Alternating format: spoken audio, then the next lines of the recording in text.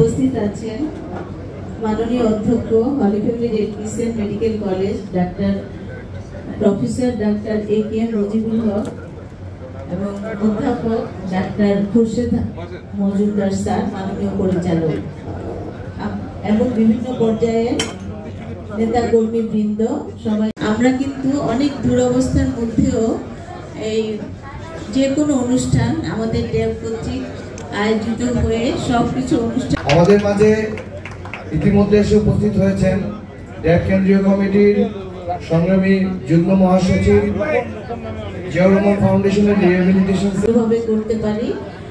আর সবাই দোয়া করবেন শহীদ পরিবারের জিয়াউর রহমান এবং তার বেগম খালেদা জিয়া। এবং উপস্থিত রয়েছেন বিএনপি চেয়ারপারসনের উপদেষ্টা কাউন্সিলের সদস্য ডাক্তার ফরহাদ হালিম ডোনার, উপস্থিত রয়েছেন ড্যাবের সভাপতি হারুন ভাই, মহাসচিব সালাম ভাই সহ এখানে জ্যেষ্ঠ চিকিৎসকবৃন্দ, উপস্থিত সম্মানিত সুধীবৃন্দ।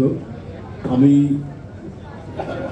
মূলত এখানেই আজকের অনুষ্ঠানটি ছিল, কিন্তু একই সময়ে আরেকটি সংগঠনের অনুষ্ঠান যেখানে আমাদের চেয়ারম্যান জনাব তারেক রহমান সাহেব উপস্থিত থাকবেন, সেই সংগঠনটির সাথে জড়িত, কিন্তু আকস্মিকভাবে তারা এই একই সময় অনুষ্ঠানটি পড়ে গেছে, যার কারণে আবার এখান থেকে চলে যেতে হবে। নাহলে হয়তো বসে খানিকক্ষণ সুস্থির চিন্তা ভাবনা করে কিছু কথা বলতে পারতাম, কিন্তু এসেই মানে রোজা রেখে কথা বলা তো একটু কঠিন ব্যাপার। তো যাই হোক, এখানে আমার যেটা মনে হচ্ছে যে হলি ফ্যামিলি হাসপাতালের যারা চিকিৎসক রয়েছেন, কর্মকর্তা কর্মচারীরা সবাই মিলেই বোধহয় এই আজকের এই ইফতার পার্টিটা, যতটুকু আমার মনে পড়ে আর কি। তো আমি উপস্থিত সবাইকে আন্তরিক প্রীতি এবং শুভেচ্ছা জানাচ্ছি। আমরা একটি পরিবর্তিত পরিস্থিতিতে আজকে অত্যন্ত খোলা মন নিয়ে এখানে ইফতার মাহফিল এবং এই দোয়ার অনুষ্ঠানে উপস্থিত থাকতে পারছি, যেটা বিগত 16 বছর সম্ভব হয়নি। এখানে এসে নির্বিঘ্নে একটি অনুষ্ঠানে উপস্থিত থাকা, সেখানে স্বাধীনভাবে কথা বলা এবং অনুষ্ঠান শান্তিপূর্ণভাবে শেষ করে বেরিয়ে যাওয়া অত্যন্ত কঠিন বিষয় ছিল। এমন একটা সময় আমাদেরকে পার করতে হয়েছে যেখানে একজন রোগী যদি সরকারের বিপরীত চিন্তার লোক হয়, তার চিকিৎসাও খুব কঠিন ছিল। এমন একটি আমরা সবই রেজিম আমাদেরকে পার করতে হয়েছে এবং এর জন্যে রক্ত ঝরেছে অগণিত মানুষ, তরুণ প্রাণ, শিশু বাচ্চা থেকে শুরু করে তরুণ কিশোরদের রক্তের বিনিময়ে আমরা মোটামুটিভাবে একটি সুস্থির পরিবেশ আমরা পেয়েছি। তবে এখনো গণতন্ত্রের যে সব অর্জন অর্জিত হয়নি, এর জন্য আমাদেরকে আরো কাজ করতে হবে, আমাদেরকে আরো ঐক্যবদ্ধ থেকে সেই অর্জনগুলো নিশ্চিত করতে হবে। আমরা অবাধ সুষ্ঠু নির্বাচন, ন্যায় বিচার, বিচার বিভাগের স্বাধীনতা, আইনের শাসন, যে বিষয়গুলি অত্যন্ত অপরিহার্য এই সময়ে এবং সব সময়ের জন্য, যাতে একটি রাষ্ট্রে প্রত্যেকটি নাগরিক সে যাতে তার মানবিক সাম্য এবং তার নাগরিক স্বাধীনতা ভোগ করতে পারে, এই আইনগুলো নিশ্চিত হওয়া। এবং এই আইনগুলো নিশ্চিত হওয়ার পূর্ব শর্তই হচ্ছে সেই সমাজটা, সেই রাষ্ট্রটা কতটুকু গণতান্ত্রিক। এই গণতন্ত্রের জন্যই 16 বছর লড়াই। এই গণতন্ত্রকেই একটি অন্ধকার গুহার মধ্যে শেখ হাসিনা আটকে রেখেছিল এবং এই আটকে রাখতে গিয়ে সে সকল প্রতিষ্ঠান ধ্বংস করেছে।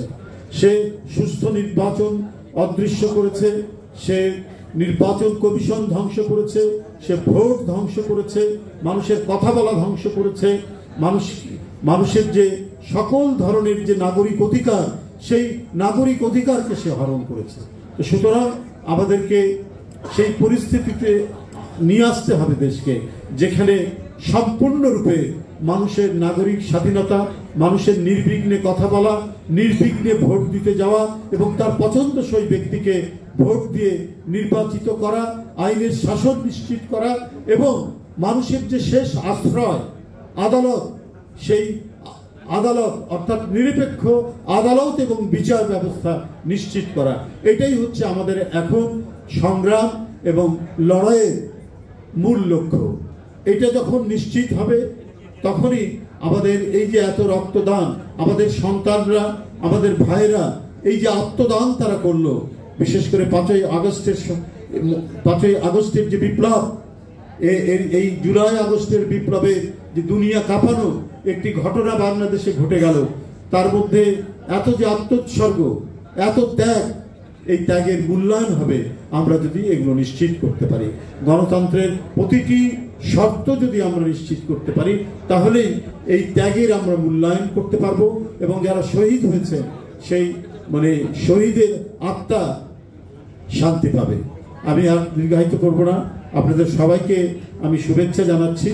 আমি শেষ পর্যন্ত থাকতে পারলে খুবই আমার ভালো লাগতো।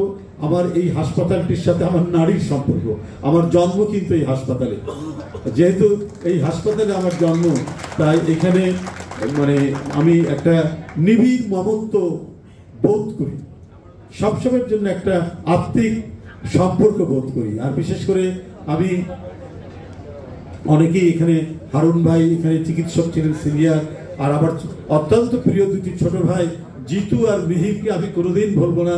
অনেক সময় অনেক বিপদ আপদ সমস্ত কিছুতে এরা দুইজন একেবারে সত্যিকারের বায়োলজিক্যাল ভাই হিসেবে যারা সবসময় থেকেছে। তো যাই হোক, এর সাথে সংশ্লিষ্ট সকলে, আমি এখানকার কর্মচারীদের থেকে শুরু করে কর্মকর্তা অনেককেই চিনি, সবার নাম আলাদা আলাদাভাবে বলতে পারলাম না, সময় চলে যাবে। প্রত্যেকের প্রতি আমার আন্তরিক কৃতজ্ঞতা এবং শুভেচ্ছা জানিয়ে আমার বক্তব্য শেষ করছি। ধন্যবাদ সবাই।